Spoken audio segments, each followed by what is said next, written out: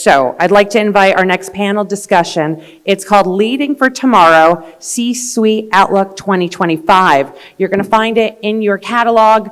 Don't forget the hashtag. We're streaming live on YouTube. So if there's something exciting, take a picture and share. I'm going to invite to the stage by name everybody, and then you'll get your microphone to please introduce your company and what you're here to talk about, and invite the moderator to take over. So first to the stage, Stephen Nasir, the Chief Technology Officer of Sabir. Welcome to the stage. He's our first panelist coming up. Gary Young, CEO of Avella Global and GoDome. Come on up. Saif Rabi, the Managing Partner, UAE Logic Consulting. Simone Dangu, President, the Dangu Initiative. First one up, pick where you like to sit. Manuel Manzoni, Visionary Entrepreneur, VPS Italy. Shadon Atala, the Executive Coach and Consultant, International Corporate. Let's give them a round of applause as everyone comes up. Thank you. You'll get your microphone. Who's going to be moderating today? Oh, we have fun sound. Sound is treating us very exciting today. All right, panelists, who's moderating today for us? Great, okay. She's the boss. Yeah. She's Perfectly running in time. the show. We're at her mercy. Yeah,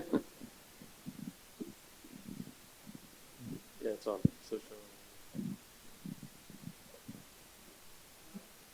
Can you hear me? Oh yeah, now I can hear myself. So, thank you very much everybody for being here. We are all very happy to also be here with you. So today our talk is the future of leadership. I'm shortening the title because it is truly the future. When we are talking about the technologies that we are looking at, the future is looking at disruptive technologies and is also always looking at AI, digital transformation. And so more than ever, leadership is going to be the factor number one that will make the difference. So what we have been looking at together is that we need leadership that is all-encompassing, which will be able to navigate the future with a clear vision, and we underline the word clear. It is all-encompassing, basically, not just strategy, but also execution, vision, and the most important thing is also communication that will all be supporting all of the above. So just to start with a bit of introduction of ourselves, my name is Shadon Atala.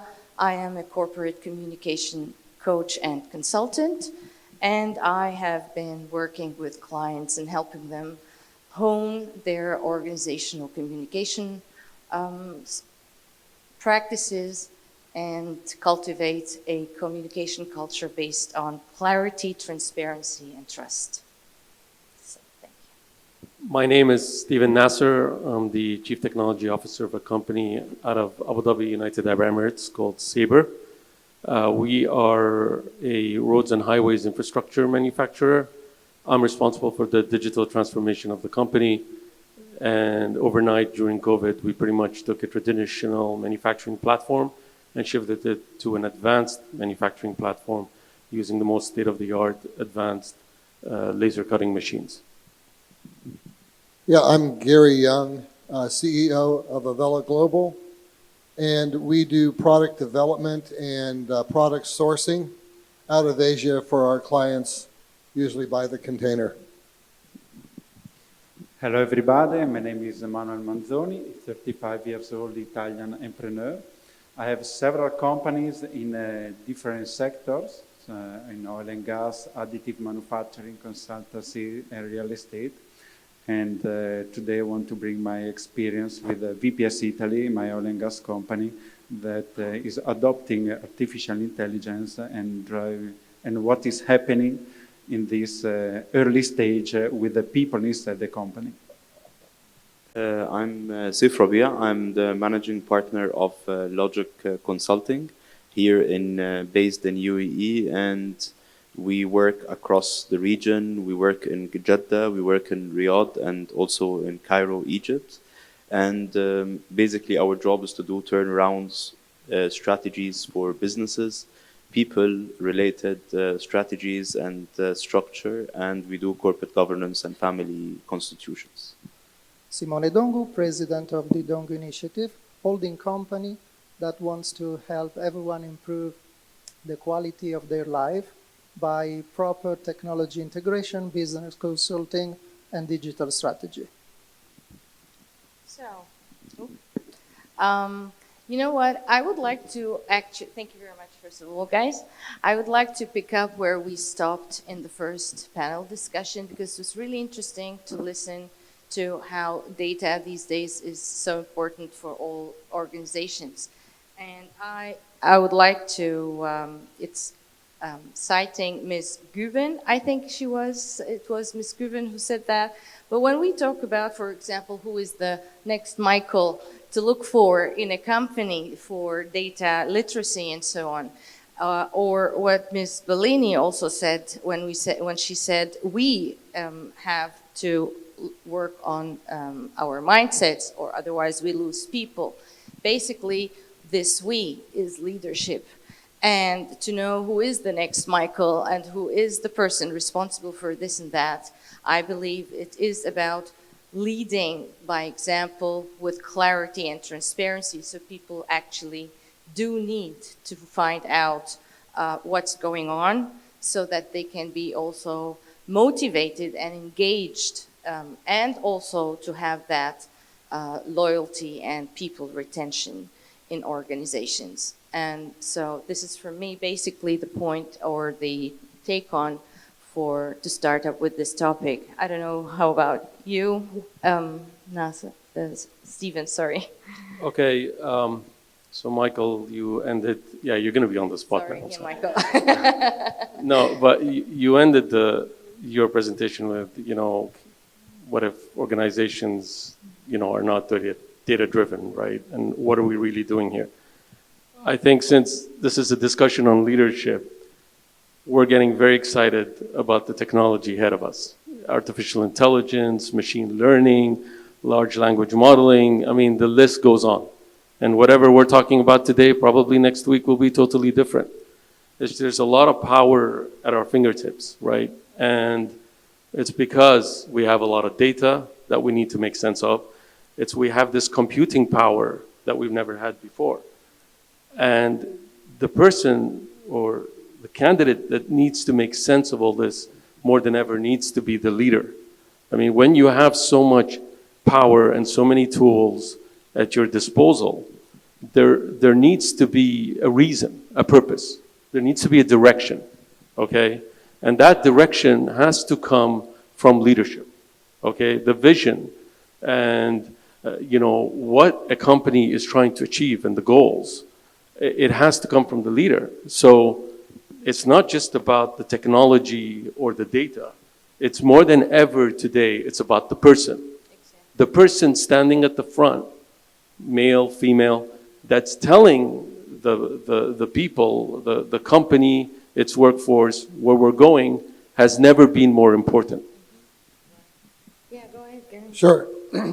Well, I'm going to expand a little bit on what Stephen talked about. Not just the person, but the culture. Because you're not a leader of machines, you're a leader of people.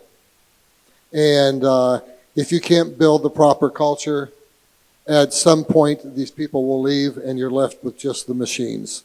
And you don't have a company anymore. I find it interesting that, since companies are all about people and we're making new hires all the time, these people that we're interviewing, they're also interviewing us. And they are coming out of universities, and I think 88% of the people in universities are using ChatGPT. If they go into your company and they see you're not using it, they're saying, do I really want to work for these people? What kind of leadership am I looking at? So not only do you have to deal with the technology and the individual, but the entire culture. And I think that defines what leadership is. Thank you. Well, you have. Yeah, I think it's good to follow this flow. Yes. And talking about, let's say, also a concrete application.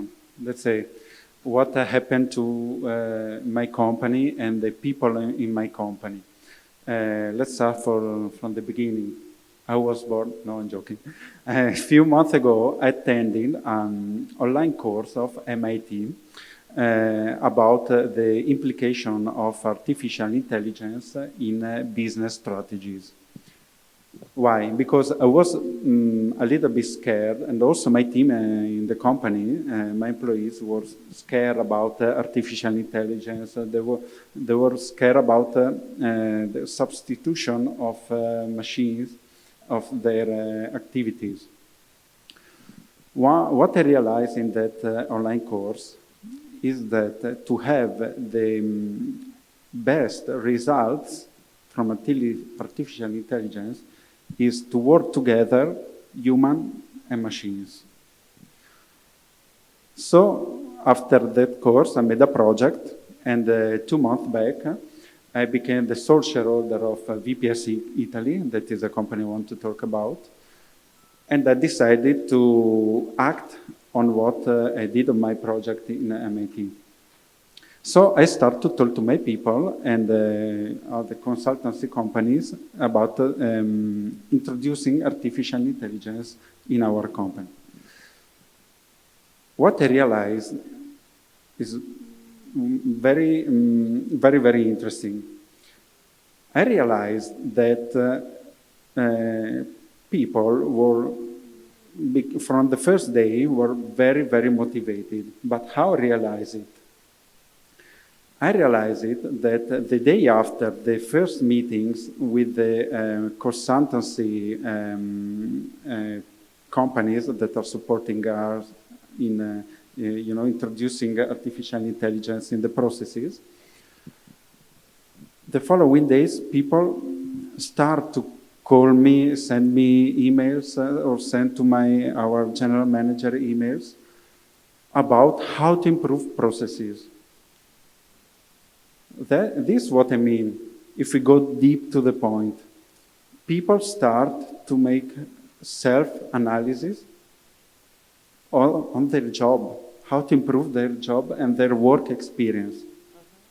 And that is amazing. This was not let's say, the first topic of introducing AI, but as a side hustle, it improved also their working experience from day one, even without adopting yet artificial intelligence in the activities.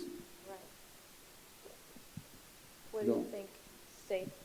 That's very interesting story, Manuel. Thank you for that. And building on what Gary and Steve have been talking about, I believe the future of leadership, speaking of both culture, communication, and improving internal processes, I don't think we are anymore living in the world where leaders are moving the chess pieces and trying to move the bishop here or whatever there. This is not how leadership now is more technical, is more hands-on, and definitely it needs to adapt to that. There are very hard choices to make, especially that the disruptions and the time spans for disruptions are becoming much shorter.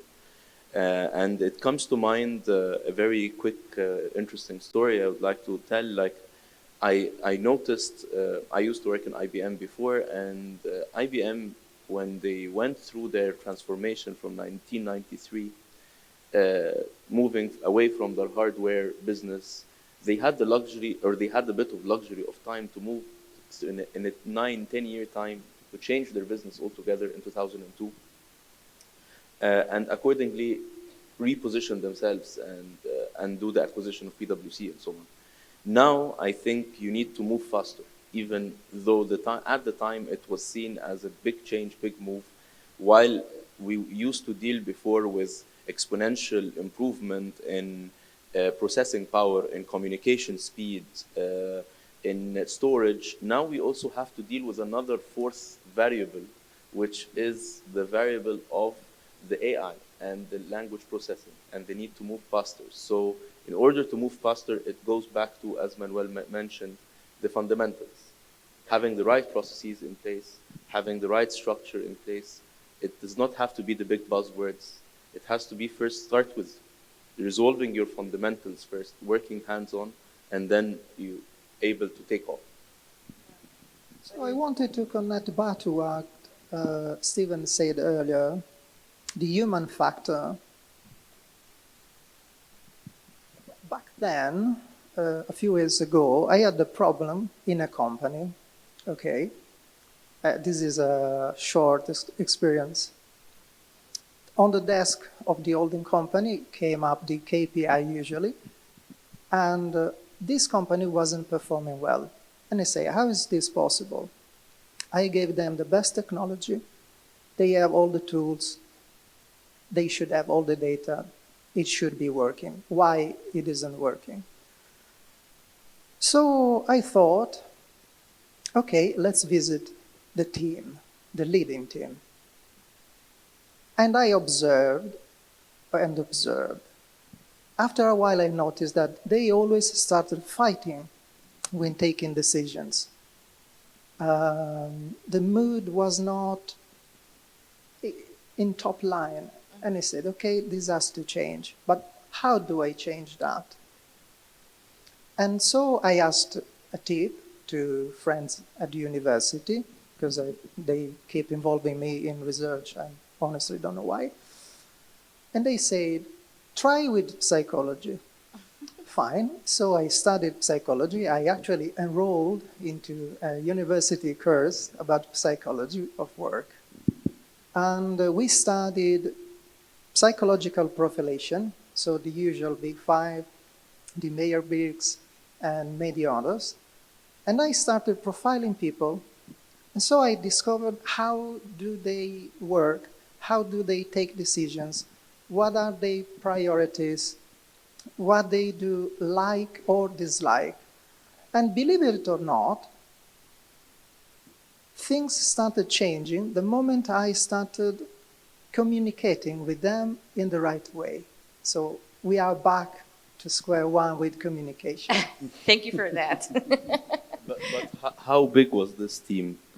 Because I know probably that's very interesting insight, but wouldn't scale come as a challenge in that? Okay, it is an extremely small team of 10 people. Yeah. Okay, so that is very easy to control and profile. Yeah. However, there are tools that can automate the profilation. And if you want to go at scale, you can even go further using neuroscience and bioprofiling.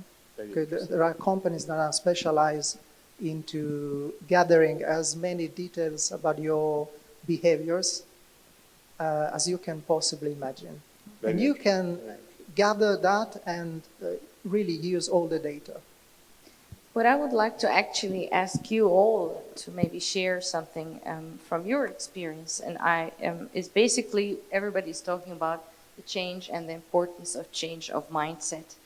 I personally believe that also starts basically at the top. Leadership should be the example. So, and I hear a lot, no matter what the industry is that I have worked in, it's in every organization, everybody's talking about mindset, but nobody knows how this mindset change should work. I always say the brain is a muscle. You cannot look at a Schwarzenegger photo and say, I want to have these biceps. You really need to go to the gym. And it is the same thing with changing the mindset. The brain is a muscle that needs exercise. It needs practice every single day, consciousness, awareness. And so from your experience in your companies and organizations, how do you go about changing mindsets? Well, I think that mindset comes from the individual, the person. But as a leader, you're almost no different than a parent. You have to be nurturing. You have to be empowering.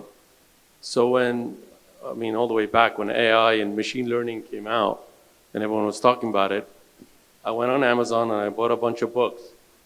And I showed up I manage a team of 12 software engineers and developers, and I got the books and I put it in front of them. And they said to me, "What is this?" And I'm like, "This is your learning material for the next couple of weeks." And they said to me, "What? What are we?" I'm like, "This is AI, this is machine learning, it's the future. Whether you're doing it with me, whether you're doing it somewhere else, I don't really care. I'm here to empower you. I'm here to nurture you. You have to develop your mind, because a mind that's constantly learning and being developed is, as you said, that's the muscle. That's the muscle that we have. It needs to be continuously learning, continuously developing, and as a leader, it's our responsibility to give that opportunity for the people we lead. We need to nurture them, we need to empower them, we need to embrace them, we need to encourage them. That is our role. If we're not doing that, we are not doing our number one responsibility as a leader. Yeah, I have a unique situation in that I have offices in Houston, Shanghai, Ho Chi Minh City, Phnom Penh. Going to open up an office here in Dubai next month. And so it's kind of hard to keep the culture together. And it's hard to coach one-to-one when we're not just so far apart by distance, but by time zones. In all of these places, they have their different ideas and they have their different cultures. And so I have some staff here, they may argue that I don't do this well, but I try to become a better listener. There's so much noise out there, all this talk about technology, and I know I need to continue to be a better listener because I don't always hear their points. And so as a leader, I frustrate them, and the distance makes it difficult. But the technology is making that better too.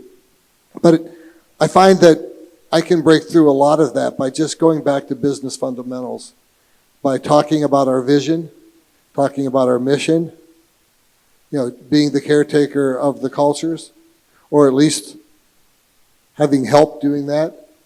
And when you have the team working in sync, when you're going to introduce new technologies, it makes life a lot better. But I think there's so much noise out there that we lose focus, and we lose the idea of those business fundamentals that were there when there was the cloud, that were there when there was the digitization. I can never say this. When we were digitizing everything and going paperless.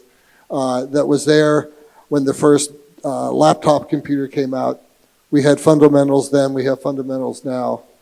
And fundamentals can speak across cultures and across distances.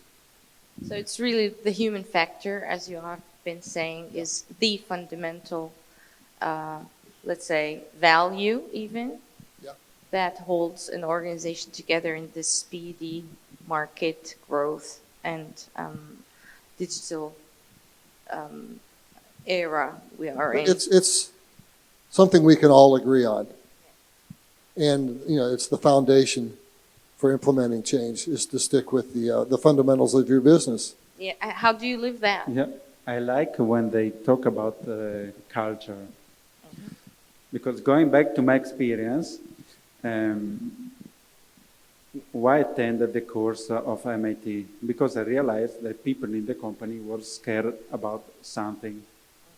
So as business owner, I decided to do something to change or to learn something new and learn why people are scared.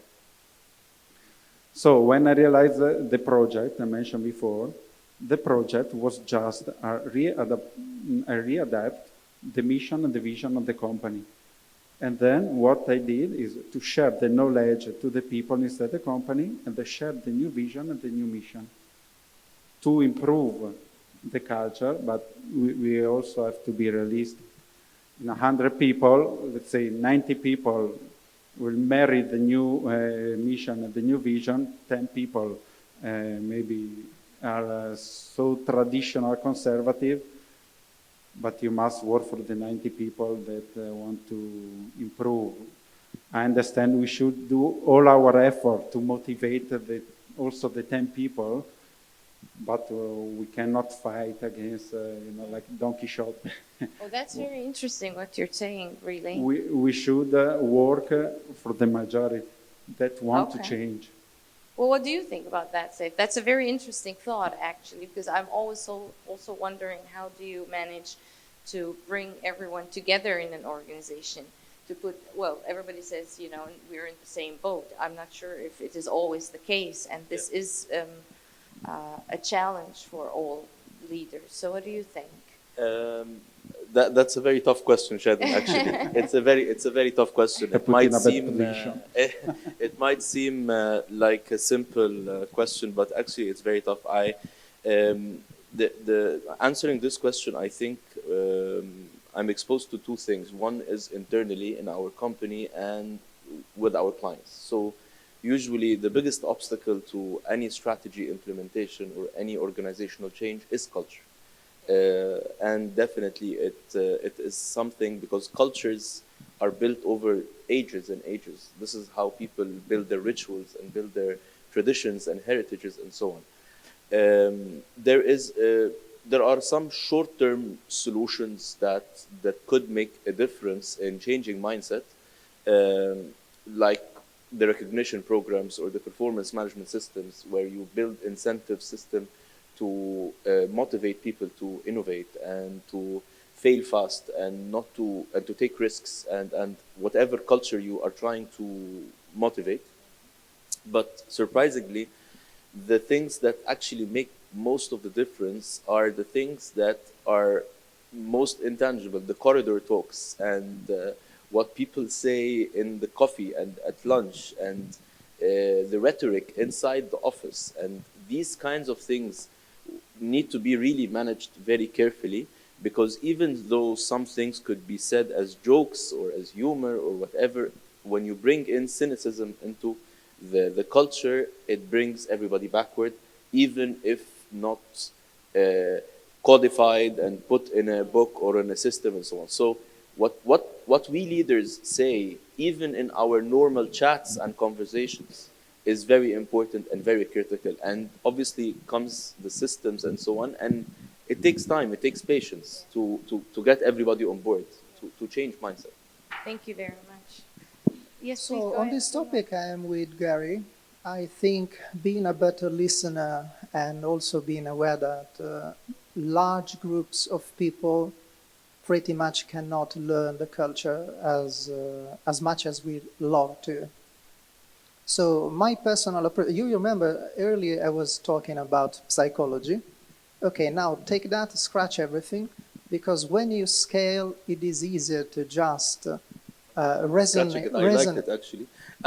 I know, but it works with small groups of people. Okay. Okay, you can gather massive data. They will help you, but you cannot change people. That is pretty much impossible. They may change if they want to change. That is in the realm of possibilities. But it is not something that you can do with your own actions. Also, they never do what you say. They learn seeing what you do. So leading by example is a perfect way of starting from the fundamentals. Perfect way to communicate. Thank you. Exactly. This A is perfect way what to I'm always communicate. talking about, right? Communication. But I would like, to just exchange the word change to grow. I think a lot of people, and I agree with you, it's not about changing. A lot of people really have a fear of saying, this is who I am. I don't want to change even. But it's not about changing. It's about evolving. It's about growing with time and be able to go in, together hand in hand with time and the requirements of time. So, and what you have been also talking about really is leadership being the example. And that is, again, the question, mindset change. How do we make sure that the C-suite leaders at that top level make that mindset change? before they are expecting their employees to follow suit?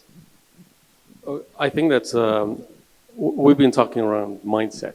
And what's really interesting is, I mean, when you talk about this is a subject I like to follow up on a lot. Go ahead. So when we look at mindsets, there's the growth and the fixed, right? This is what they're saying.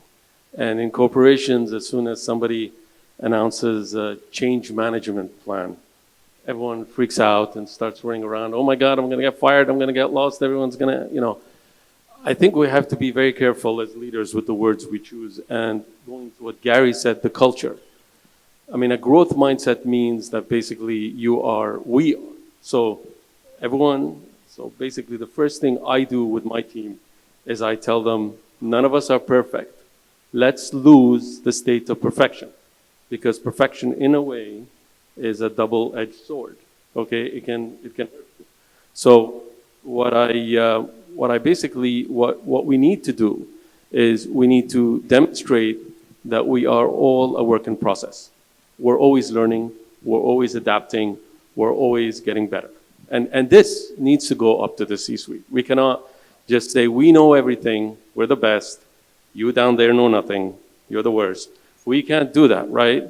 We need to look at the people who work, admire them, and empower them with the same way they admire and empower us, okay? It's a bi-directional relationship, okay? The other thing is we need to demonstrate that because we're in work in process and because we're constantly adapting and learning, that failure is not the end of the world. I remember, talking to my team and telling them, okay, let's do it this way. Oh, but if we do it this way, we'll fail. I'm like, okay, and everything is gonna be bad. Okay, and what? Do it. Let's do it. Let's all fail together. It's how we learn, it's how we adapt, it's how we succeed. Ask every entrepreneur, ask every celebrity, ask every music star, every sports celebrity, how many times they failed. Millions. You can't learn if you don't do something new. And doing something new is the growth mindset. Yeah. So I really like, Steve, what you're saying. And I like the direction the panel's going because we're talking about leadership and not AI and technology and all that stuff, which we need to talk about, but not here. Like I said, getting back to the fundamentals of leadership, I like what you're saying about failure. Failure is so important. It should be part of the culture and not a taboo. We shouldn't be fear-based on failure. We should be fear-based on not trying, not looking at different things. Why aren't we exploring new avenues, stuff like that? That's the things we should be afraid of. And then I think the other aspect of leadership that I think is important is clarity and setting expectations. And then getting back to listening and getting feedback. And like everybody's saying here, the leadership should be human. And we're not up here. We're all in this together. And, I had a friend of mine who was in business, and he said, the secret to being in business is to be less screwed up than your competitor. And I think that's sound business advice. So we should know what our competitors are doing too, but building the culture. And I just like the direction the panel's going and totally agree with Steve.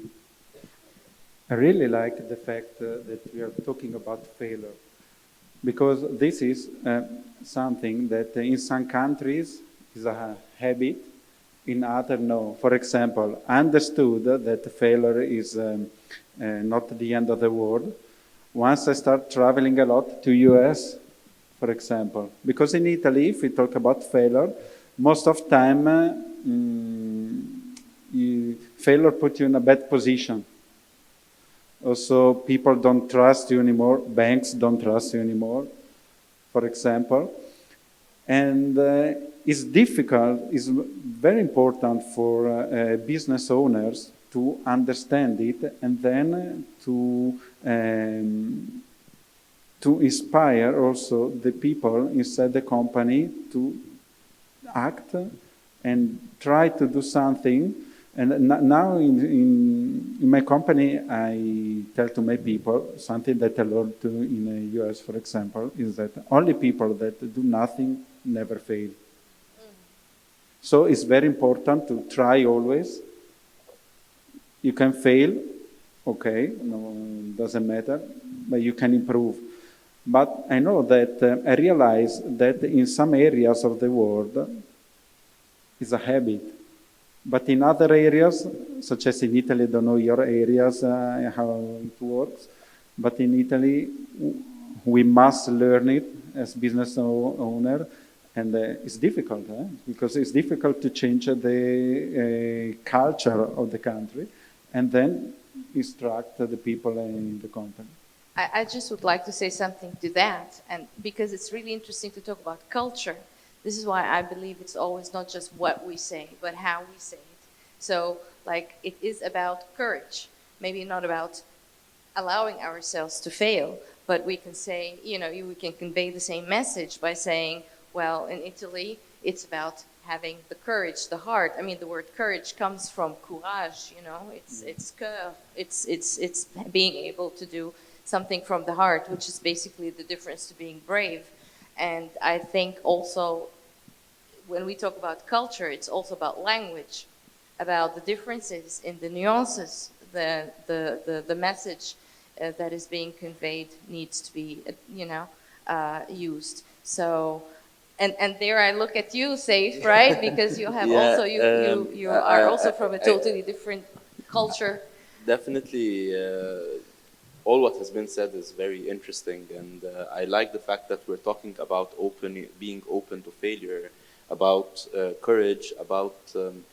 There's no doubt that again, returning back to the original point that I said, which is leaders can no longer be the one moving chess pieces. I believe that leaders need to have open doors. That's key. As Gary mentioned earlier, they need to be good listeners for sure, because you may come with an idea or something that you're too obsessed with, that you're happy with, that you believe is the right thing to do.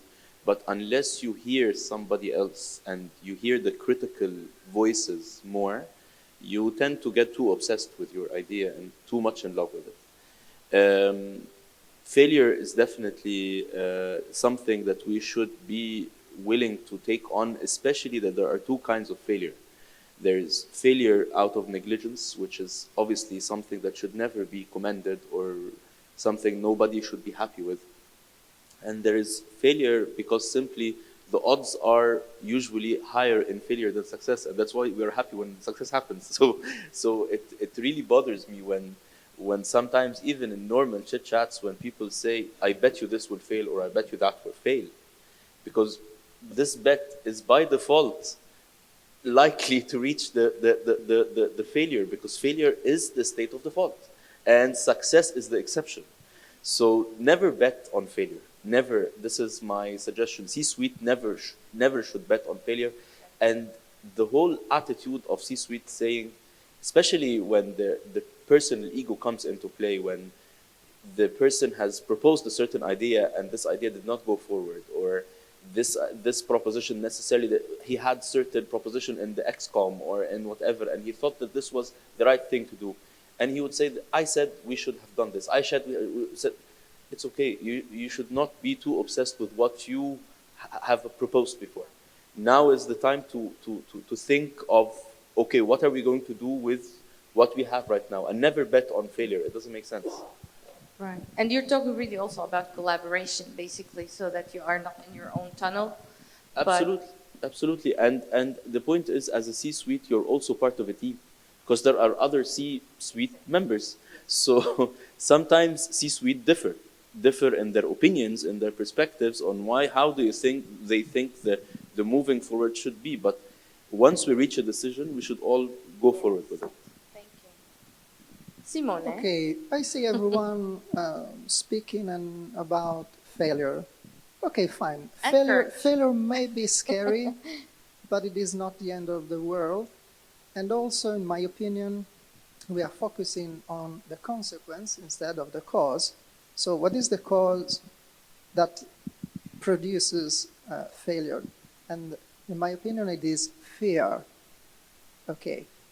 Fear of what exactly? You see, if we as leaders have to deal with strategy, and so we have to make a clear distinction in our mind between cause and consequence. Again, fear is also a consequence. A consequence of what? Not accepting. So acceptance is key, again, a consequence that stems from awareness. So a leader must be aware of his own limits and accept these limitations. When he sees himself in the mirror, he must say, okay, fine, I have these possibilities, these capabilities, and these limits. And it is perfectly fine. I am a human. I am allowed to have limits. There is no need for me to be anything else but that. So I think we should, again, communicate with our team and employees and partners, and they should be able to resonate with this kind of reasoning. I like what you said about awareness, because I really believe also when we talk about cultures of communication, clarity, transparency, everybody's also talking nowadays about authenticity, which is basically the Greek, or the root comes from the Greek auto and entis, which is basically auto is self and entis is doing or being. That is knowing, being yourself, and to be authentic, you have to know yourself first, so you can be authentic and not fear, because when you're authentic, you do not fear. You know that you can do this and you can do that, and this could work, and this could work tomorrow or not. And this is at the very top. I think the C-suite is very, very important to talk about awareness and self-reflection. Please. Yeah, following Simone and Saif, we should know our limits to go beyond. Because Saif talked about ego. We Right. wouldn't be here without That's ego. true. Yeah. But also ego, there's a healthy ego, and there's the toxic one. I mean, just to combine a little bit the thought, when you're in your own tunnel, and as yang. Saif was saying, sorry? Yin and yang, no, the Yes, Chinese. exactly the point. Being in your own tunnel and just seeing yourself instead of the benefit of the result, when we talk, right, is not going to help the organization or your team. But ego is I in Latin, so we need the I. We need to know who we are. Go ahead, guys. We're running out of time. Oh, I'm sorry. Okay, so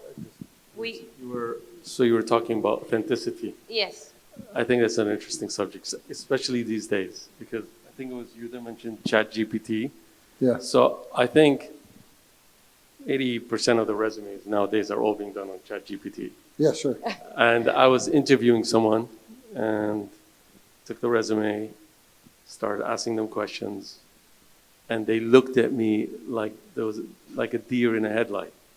And I said, okay, so tell me more about this experience and tell me more about this technology.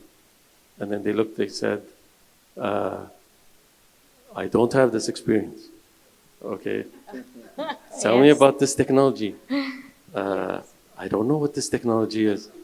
And I said, okay, is this your resume? And they said, yes, it's my resume.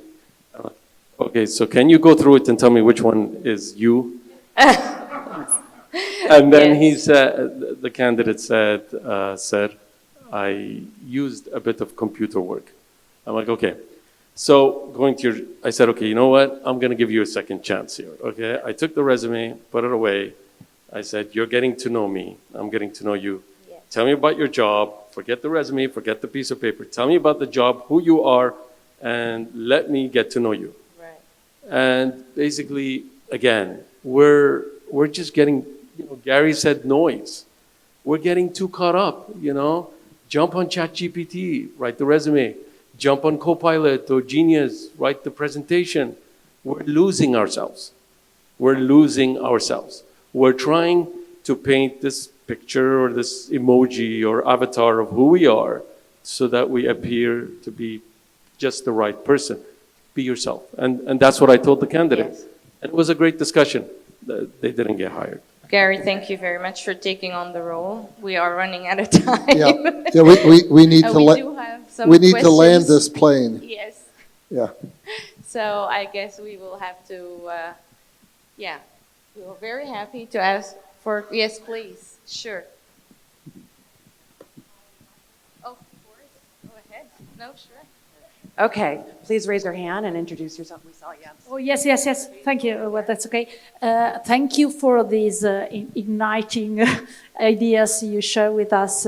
I wanted, you made me think about one thing from your speeches about no one has all the gifts.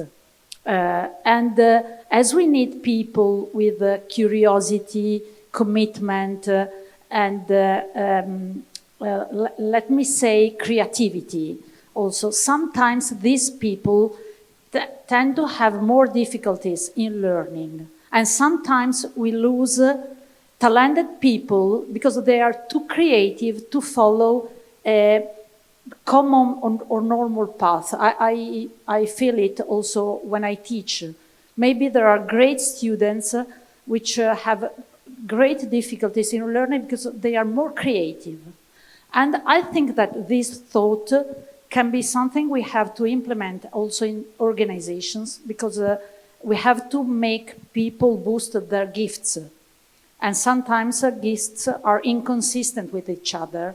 And the most quality people have sometimes heavier burden they have to bear. So have you experienced, my question is, have you experienced this in your organizations or in your professional life as consultants?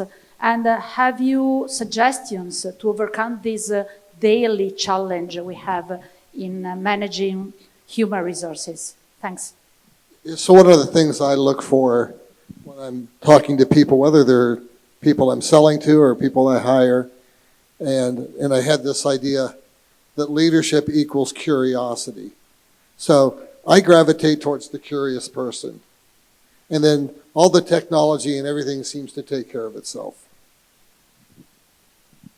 We have time for one more question. I'm just going to go to the closest person that raised her hand. Sorry, guys, you're going to have to network during lunch.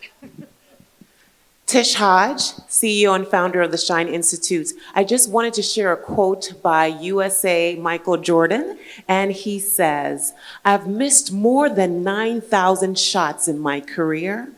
I've lost almost 300 games.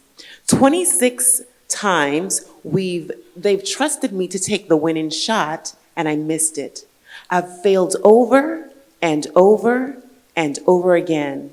And that is why I succeed."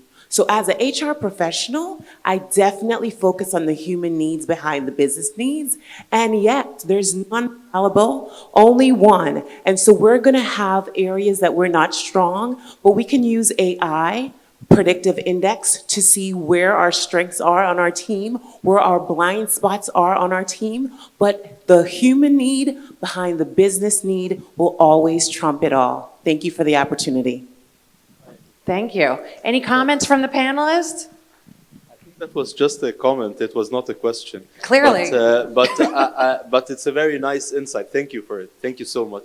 I just have a very quick comment on the lady's question here. I think there is always a price in managing overachievers. So definitely overachievers are tough to manage, and that's the price you pay for managing people who are talented. So yes, I agree with her 100%. I have to say that one of the approaches I took with my team is I said, okay, I'll build a team of strengths. So I'll take every person, their strengths, and I'll put them in that area. Yeah, it works. But what I found out along the way is while you are taking someone and focusing them on their strengths, you are robbing them of an opportunity and experience to learn something else. And if I was to advise you, don't build a team of strengths. Don't build a team of gifts. You as a leader, do not make that decision and that assumption. Speak to the person. Map with them their roadmap and where they want to go. And only then will you know their strengths. Because the strengths you see are the strengths they're showing you for the business. to your comment. But there are other strengths that you don't see and they're not showing you, and you won't learn about it if you don't talk to them. Don't build a team of strengths. What a way. Great. Anyone else? Drop the mic. You got it. You got it. Thank you, Shadeen, for moderating this great panelist, right? Let's give him a round of applause.